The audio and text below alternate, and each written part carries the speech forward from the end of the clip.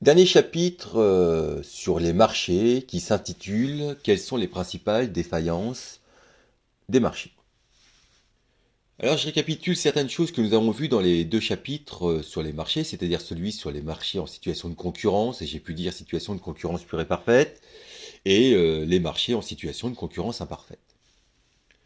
En situation de marché de concurrence pure et parfaite, il y a atomicité des agents, c'est-à-dire qu'ils sont très nombreux. Il y a homogénéité des produits, les produits sont tous identiques. Il y a parfaite information. Les agents économiques sont omniscients. Ces hypothèses, associées à quelques autres dont je n'ai pas fait mention, font en sorte que, dans ce marché théorique, les prix des produits s'imposent à tout le monde parce que la concurrence que tout le monde subit conduit à l'obtention d'un équilibre. Et à ce titre, le prix reflèterait une réalité économique. Si un bien est vendu à un certain prix, c'est que ce prix inclut les coûts de production des producteurs, les revenus des acheteurs et les désirs des producteurs comme des acheteurs.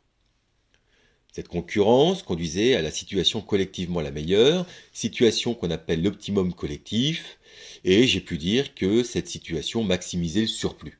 Bon. À ce titre, l'État ne doit pas intervenir dans le fonctionnement des marchés, ou vraiment très rarement. Dans le chapitre qui a suivi, celui sur la concurrence imparfaite, nous avons critiqué l'hypothèse d'atomicité des agents. Nous avons montré qu'il existait des situations de monopole et d'oligopole. Et ces situations donnaient un pouvoir de marché aux entreprises. Elles pouvaient dès lors fixer les prix, et où fixer les quantités, et où se partager le marché, rappelez-vous, c'était le problème des parts de marché. Et donc, les marchés, dans la vie réelle, ne conduisent pas mécaniquement à l'optimum collectif.